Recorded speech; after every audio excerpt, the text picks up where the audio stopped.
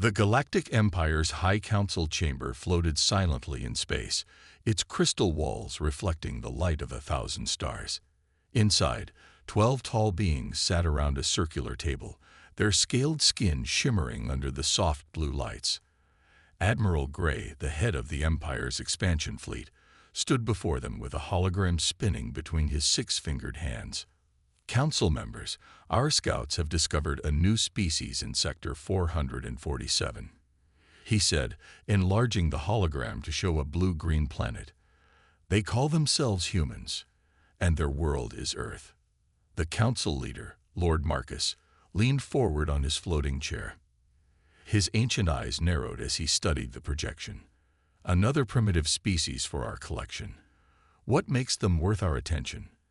Admiral Gray pressed a button, and a hologram changed to show human cities, vehicles, and basic spacecraft. They have achieved spaceflight, but only within their solar system. They fight among themselves, divide their planet into nations, and their technology is far behind ours. A perfect target for our 1,000th conquest. The council members nodded in agreement, except for one. Dr. Smith, the Empire's head researcher, stood up suddenly. His voice shook as he spoke.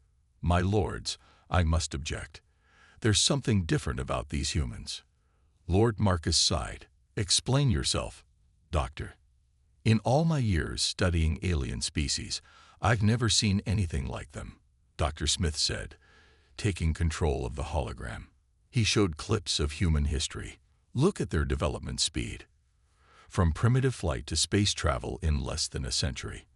From simple computers to artificial intelligence in mere decades, they adapt faster than any species we've encountered. Admiral Gray laughed. Speed means nothing without proper development. Their weapons are primitive. Their ships can barely reach their own moon. That's what concerns me, Dr. Smith continued.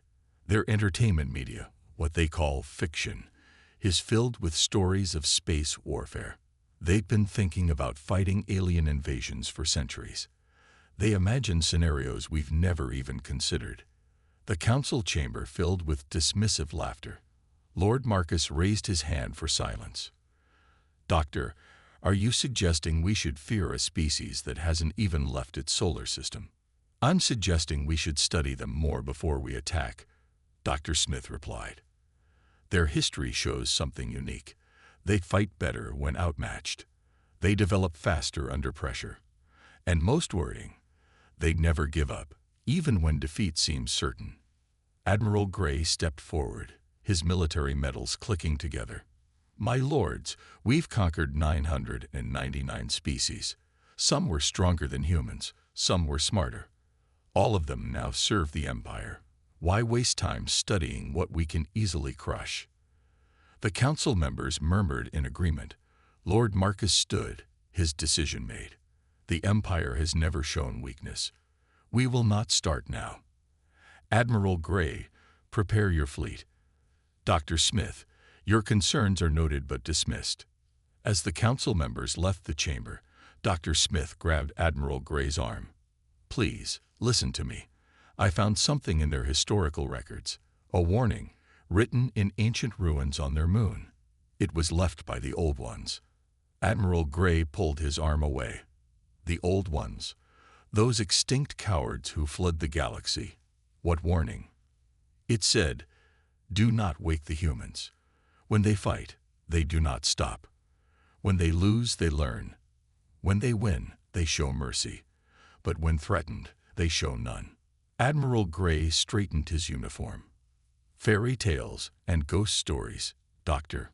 In 1 month, humans will be just another species serving the Empire. Perhaps I'll make you governor of their world, so you can study them all you want. As Admiral Gray walked away, Dr. Smith looked back at the hologram of Earth. He zoomed in on their military bases, their cities, their people going about their daily lives. In one image, children played at war with toy spaceships. In another, scientists worked on what appeared to be a simple engine design, but something about it seemed familiar, too familiar. Dr. Smith saved his research data and sent a private message to his family.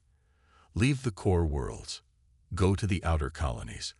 War is coming, but not the kind the Empire expects. The doctor took one last look at Earth and whispered to himself, "They think they're starting a war. They don't realize they're waking a giant that's been preparing for this moment since it first looked up at the stars." In the distance, Admiral Gray's fleet began assembling. 10,000 ships, each capable of destroying a continent, formed up for their journey to Earth. The Empire's flag flew proudly on each vessel, having never known defeat. That was about to change. The Imperial fleet emerged from hyperspace at the edge of Earth's solar system. Admiral Gray stood on his command bridge, watching as the massive armada spread out in perfect formation. His second-in-command, Captain Stone, approached with a datapad. "My lord, we've detected primitive defense satellites around their planet," Captain Stone reported. "Their largest military ships are gathered near their moon. Should we begin the attack?" Admiral Gray raised his hand. "No. Protocol demands we offer them a chance to surrender first. Open a communication channel to their world." To everyone's surprise, the response was immediate. A clear, unified signal broadcast from Earth. The main screen lit up to show a calm-looking human in a simple blue uniform. Behind him sat representatives from every nation on Earth. "I am General River, speaking for the United Earth Defense Council," the human said. "We've been expecting you." Admiral Gray blinked his 4 eyes in surprise, but maintained his composure. "You've been expecting us. We detected your fleet 3 days ago, when you entered our star system's outer boundary," General River replied with a slight smile. "We've been monitoring your approach." Captain Stone leaned close to Admiral Gray. "Impossible. Our stealth systems are perfect." "They're bluffing," the human general continued. "Your ships use a quantum fold drive system for faster-than-light travel. The energy signature is quite distinctive. Would you like me to list the exact coordinates of each of your 10,000 ships?" A murmur of unease spread through the Imperial bridge. Admiral Gray silenced them with a glare. "Impressive for primitives. But knowing our position changes nothing. I am Admiral Gray of the Galactic Empire. We have come to offer Earth a place in our domain." "You mean our surrender?" General River corrected. "The answer is no." "You misunderstand." Admiral Gray's voice grew cold. "This is not a negotiation. The Empire has conquered 999 worlds. You will be our 1,000th. Those who resist are eliminated." The human general's expression didn't change. "We understand perfectly, Admiral. We've prepared for this moment for over 200 years. Every invasion movie, every science fiction story, every war game, they were all preparation." Admiral Gray laughed. "Stories? Games? You think entertainment has prepared you for real war?" "No," General River replied. "They prepared us for how your kind thinks. Predictable, arrogant, dependent on superior technology rather than innovation." He leaned forward. "We're giving you one chance to leave. There are reasons why the old ones left warnings about humanity." The bridge fell silent. Admiral Gray's scales darkened with rage. "You dare threaten the Empire? Captain Stone, end this transmission. Prepare all ships for attack." Before the signal cut, General River spoke one last time. "Remember, Admiral, you chose this. Humanity didn't want war among the stars, but we've spent generations planning for it. Good luck. You'll need it." The screen went dark. Captain Stone turned to his admiral. "Your orders, sir." "Launch the first wave," Admiral Gray commanded. "Target their primitive satellites and lunar bases. Show them what real power looks like." The Imperial ships moved forward in perfect formation. Weapon systems charged, targeting computers locked onto Earth's defenses. Everything proceeded according to standard Imperial conquest protocol. Then something strange happened. The primitive satellites suddenly disappeared from their scans. The lunar bases vanished as if they'd never existed. Earth's military ships retreated behind their moon. "Sir," a sensor officer shouted, "I'm detecting energy spikes. everywhere. Admiral Gray rushed to the sensor display. All around his fleet, space itself seemed to be changing. Small distortions appeared, each no bigger than a human fighter craft. "Impossible," he whispered. Captain Stone's voice shook. "Sir, those distortions, they're wormholes." The first explosion rocked an Imperial destroyer, then another, and another. Human ships poured out of the tiny wormholes, appearing inside the Imperial formation. They weren't the primitive vessels the Empire had detected earlier. These were sleek, advanced warships that seemed to ignore the laws of physics. "All ships, return fire," Admiral Gray ordered. But the human vessels were already gone, disappearing into new wormholes only to appear somewhere else in the fleet. As chaos erupted across the Imperial formation, a final message came through from Earth. General River's voice was almost sympathetic. "Welcome to humanity's testing grounds, Admiral. We've been waiting centuries to try out our real fleet." The Imperial fleet was in chaos. Admiral Gray watched in horror as human ships appeared and disappeared through micro-wormholes, striking his vessels with weapons he'd never seen before. His perfect formation had broken apart in minutes. "Status report," he roared. Captain Stone's hands flew over his control panel. "We've lost 30 destroyers. Their weapons, they're not using energy beams or plasma. They're using gravity itself as a weapon." Another explosion rocked the flagship. Through the viewing window, Admiral Gray watched one of his mighty cruisers get torn apart by a concentrated gravity wave. The human ships were smaller, faster, and seemingly immune to the Empire's standard targeting systems. "Impossible," Admiral Gray muttered. "Their technology was primitive just days ago. This was a trap. All ships, fall back and regroup." But the humans didn't let them. Every time an Imperial ship tried to create distance, 3 wormholes would open around it. Human vessels would emerge, fire their gravity weapons, and vanish before the Empire could respond. On Earth's moon, General River stood in a hidden command center carved deep beneath the surface. Holographic displays showed the battle raging above. Next to him, Commander Black monitored the tactical situation. "First phase is working perfectly," Commander Black reported. "The Empire's ships can't adapt to our portal warfare strategy. Their weapons are powerful but too slow. Their shields are useless against gravity manipulation." General River nodded.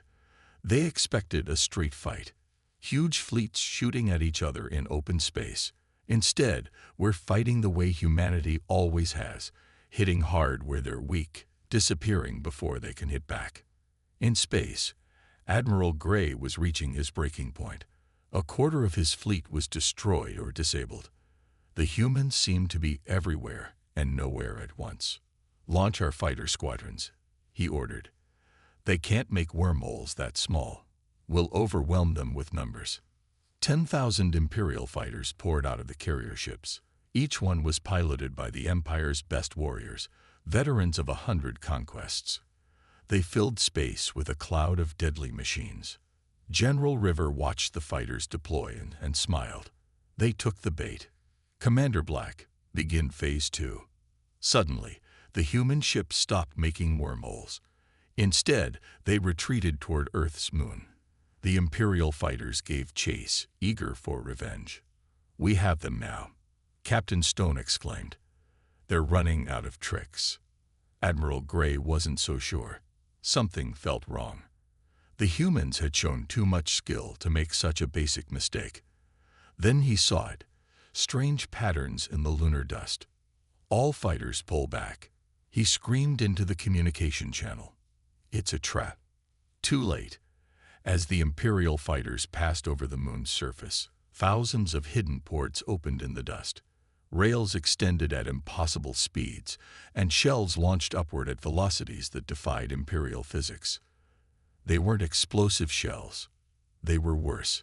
Each shell contained millions of tiny metal spheres.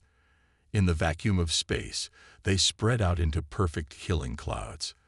The Imperial fighters had no time to evade. Their shields, designed to stop energy weapons, were useless against simple kinetic impacts. 8,000 fighters were shredded in seconds. Railguns. Captain Stone whispered in disbelief. They're using magnetically accelerated metal balls. That's primitive weapon technology. No, Admiral Gray replied, finally understanding. That's brilliant. We built our defenses against advanced energy weapons. They knew that. They combined simple physical attacks with advanced delivery systems. We're not fighting primitives, Captain. We're fighting warriors who've spent centuries thinking about how to defeat beings exactly like us. The human ships emerged again, this time from behind Earth's asteroid belt. Each asteroid had been hollowed out, turned into a hidden base or weapon platform.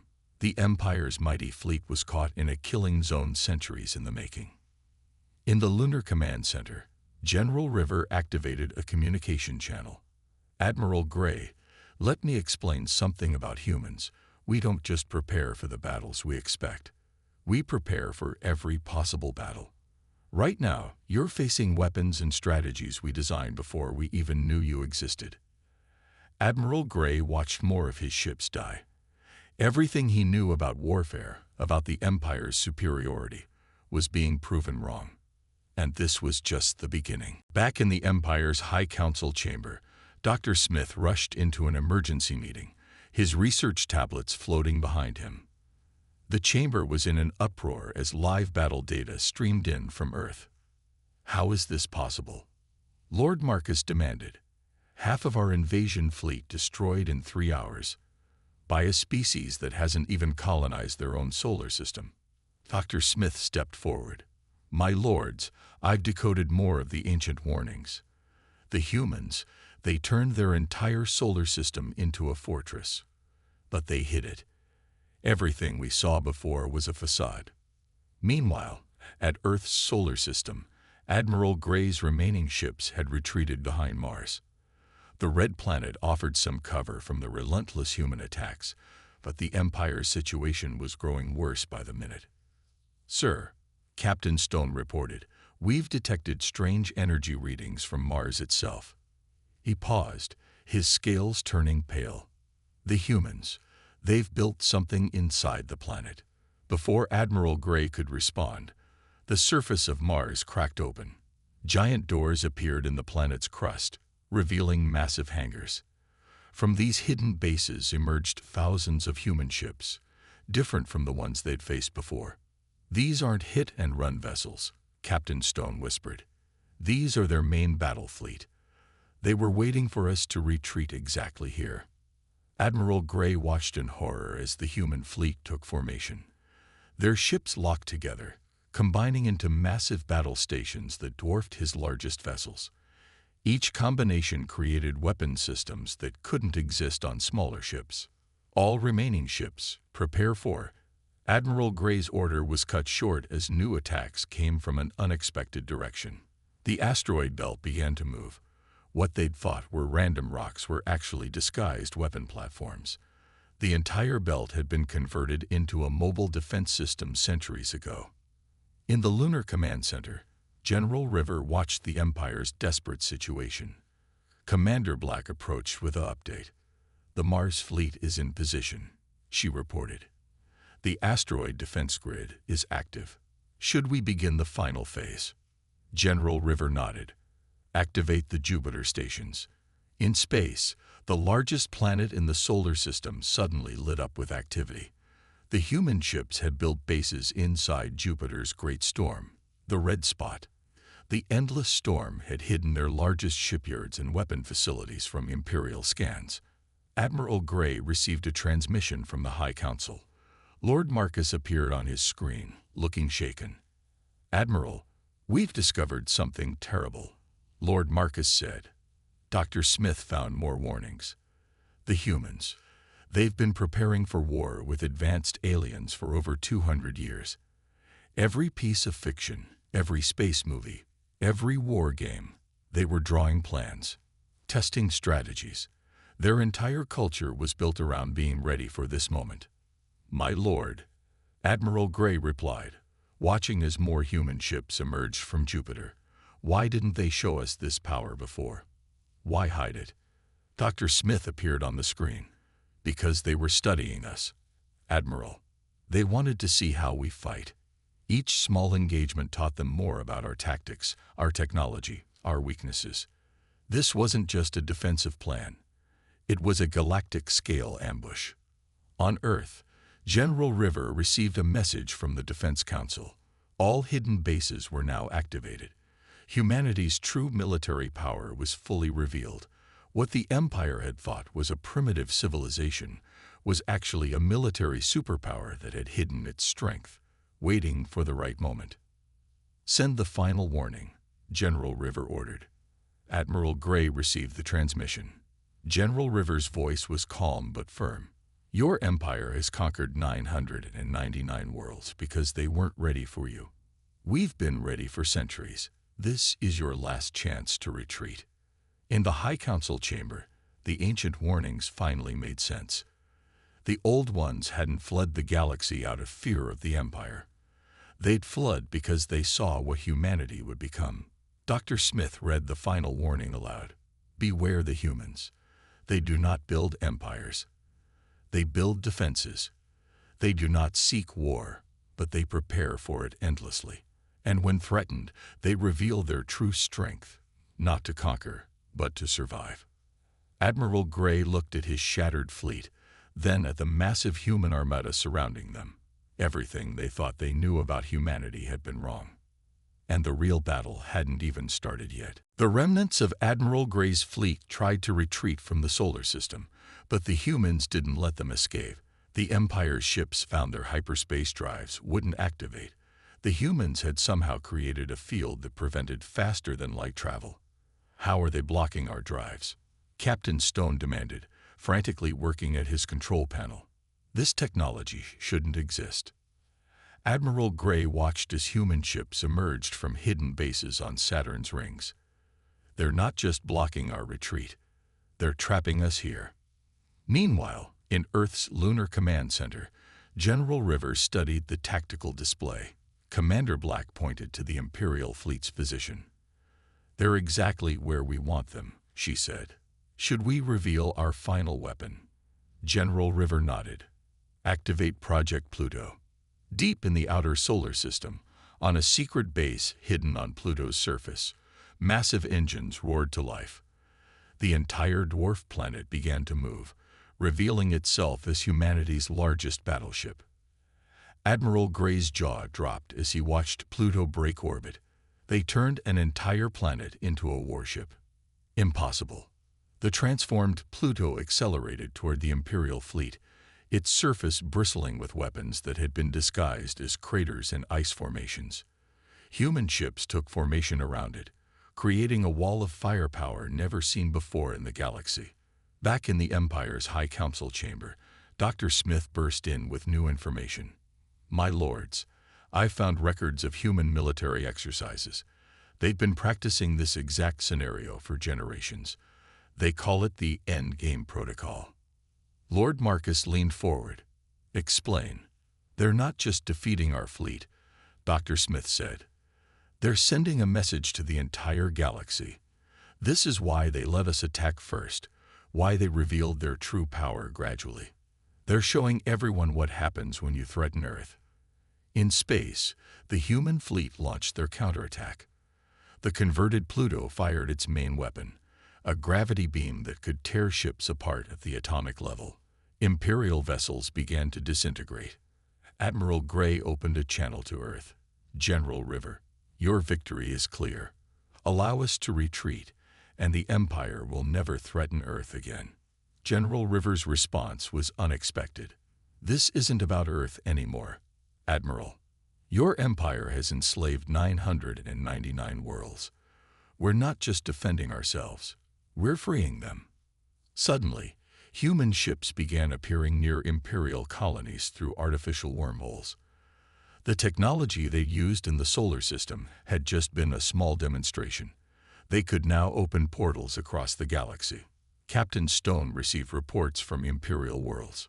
Sir, human forces are appearing everywhere. They're helping our slave worlds revolt. In the Lunar Command Center, Commander Black showed General River the results. Our liberation fleets are succeeding. The Empire's control systems weren't designed to handle multiple rebellions at once. Dr. Smith addressed the panicking High Council. Don't you see? Humanity didn't just prepare to defend themselves. They prepared to defeat us completely. Every weakness in our empire, every flaw in our strategy. They studied it all. They were ready not just for battle, but for galactic revolution. Admiral Gray watched helplessly as reports came in from across the Empire. Human ships were appearing at every major Imperial installation, using weapons that made their defenses useless. Slave worlds were rising up, supplied with human technology and weapons. "We never had a chance," he whispered. "They didn't just outfight us. They outthought us. Centuries of preparation against an enemy they knew would come someday." General River sent one final message to the Imperial fleet. "Your empire ends today, Admiral. Not through destruction, but through freedom. Those 999 worlds you enslaved. They're about to remember what liberty feels like." In the High Council chamber, Lord Marcus received word that Imperial control centers across the galaxy were falling. Dr. Smith read from his ancient warnings one last time. The humans are not to be feared because they are powerful. They are to be feared because they use their power to protect others. When they fight not for glory or empire, but for freedom. And that makes them the most dangerous species of all. The Empire's 1,000-year reign was ending, not with a final battle, but with a systematic dismantling of everything they'd built. And humanity was just getting started. The Empire was falling apart faster than anyone could have predicted. Imperial governors watched helplessly as their control systems failed, jammed by human technology that seemed to ignore the laws of physics. In the High Council chamber, chaos reigned. Lord Marcus received desperate messages from across the galaxy as one imperial world after another declared independence. "My lords," a governor's hologram flickered. "The humans, they're not just defeating us. They're showing our subjects how to build their own defense systems. They're teaching them to be free." Dr. Smith worked frantically at his console, trying to understand the full scope of humanity's plan. It's a cascade effect. Each freed world becomes a new center of rebellion. The humans planned this for maximum psychological impact. Meanwhile, in Earth's Lunar Command Center, General River and Commander Black monitored the galactic revolution they'd unleashed. Holographic displays showed thousands of worlds throwing off Imperial control. "Phase 6 is proceeding faster than expected," Commander Black reported. "Imperial forces are fighting each other now. Their chain of command is collapsing." General River nodded. "And Admiral Gray's fleet? Still trapped in our solar system. They're watching their empire crumble in real time." Admiral Gray stood on his command bridge, his scales pale with shock as reports flooded in. Captain Stone approached with trembling hands. "Sir, our core worlds are in revolt," Captain Stone said. "The humans, they released all our classified files. Every secret, every suppressed rebellion, every hidden atrocity. It's all public now." Admiral Gray slumped in his command chair. "Information warfare. They didn't just beat us with weapons. They destroyed our reputation, our authority, our control." The Empire's military structure began to fracture. Fleet commanders, seeing the collapse of their government, started declaring independence. Some joined the rebellion, others tried to carve out their own territories. In a secret facility on Mars, human engineers activated their final weapon, a galaxy-wide communication network that bypassed Imperial control. The voices of freed worlds filled the stars, coordinating their liberation. "We knew the Empire's greatest weakness," General River explained to his staff. "They relied on keeping their subjects isolated, unable to communicate or unite. Our first priority was breaking that isolation." Dr. Smith rushed into another emergency council meeting. "My lords, I've decrypted more human military archives. This wasn't just a defense plan or a revolution. This was their freedom protocol, a complete blueprint for dismantling any oppressive galactic empire." Lord Marcus watched his power crumble. How? How did they plan this so perfectly? Because, Dr. Smith explained, humans spent centuries imagining how empires fall.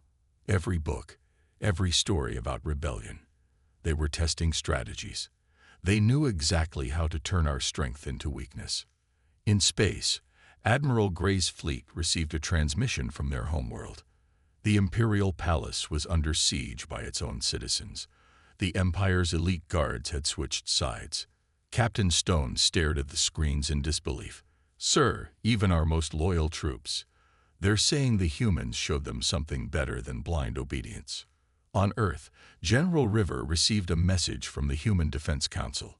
The revolution had reached a critical point. Imperial control was collapsing faster than anyone had expected. "Send the final broadcast," he ordered. Across the galaxy, on every Imperial channel, the human message played. "People of the galaxy, the Empire told you they were invincible. They told you resistance was futile. They were wrong. Look around you. Every world can be free. Every species can defend itself. We'll show you how." In the High Council chamber, the last loyal governors watched their power vanish. Dr. Smith read from his research one final time. The humans' greatest weapon was never their technology. It was their ability to inspire hope. They didn't just defeat the Empire. They showed the galaxy a better way. Admiral Gray looked out at Earth, finally understanding. "We thought we were the greatest power in the galaxy, but we just followed the same old patterns of conquest and control. The humans, they imagined something entirely new. The empire that had stood for 1,000 years was dissolving, not through destruction, but through transformation. Humanity had done what no other species thought possible. They turned an invasion into a revolution. And they weren't finished yet. 1 month after the start of the invasion, the galaxy had transformed. The Imperial Palace, once a symbol of absolute power, now hosted representatives from 1,000 worlds. Former slaves sat beside their one-time masters, discussing the future. General River stood before this unprecedented gathering, his simple blue uniform a stark contrast to the elaborate robes around him. Admiral Gray and Lord Marcus sat in the front row, no longer as conquerors, but as equals. "The war is over," General River announced. "But humanity's work is just beginning. We didn't free the galaxy just to abandon it to chaos." Admiral Gray stood up. "Why show mercy? You could rule the Empire now. You have the power." "Because that was never our goal," General River replied. "Humanity learned long ago that true power isn't about control. It's about choice. Every world in this galaxy deserves the right to choose its path." In Earth's Lunar Command Center, Commander Black showed the Defense Council their next phase. Holograms displayed thousands of worlds beginning to rebuild, learning to govern themselves. "We're sharing our technology as promised," she reported. "Not the weapons, but the tools for independence. Renewable energy, medical advances, communication systems, everything a free world needs." Dr. Smith, now working with human scientists, addressed the gathering. "When we read the Old One's warnings about humanity, we thought they were about their military power. We were wrong. The warnings were about their ideas. On countless worlds, former imperial citizens began building new lives. Human teachers helped them establish democratic systems. Human engineers showed them how to build their own defenses. Human doctors shared medical knowledge that the Empire had kept secret." Lord Marcus watched in amazement. "You're creating something entirely new. Not an empire, not even an alliance. We're creating a community," General River finished. "A galaxy where every species is free to develop, to trade, to defend itself. No more masters, no more slaves." In space, the converted Pluto began its journey home. Its weapons transformed into tools for exploration. Human ships helped former Imperial vessels retool for peaceful missions.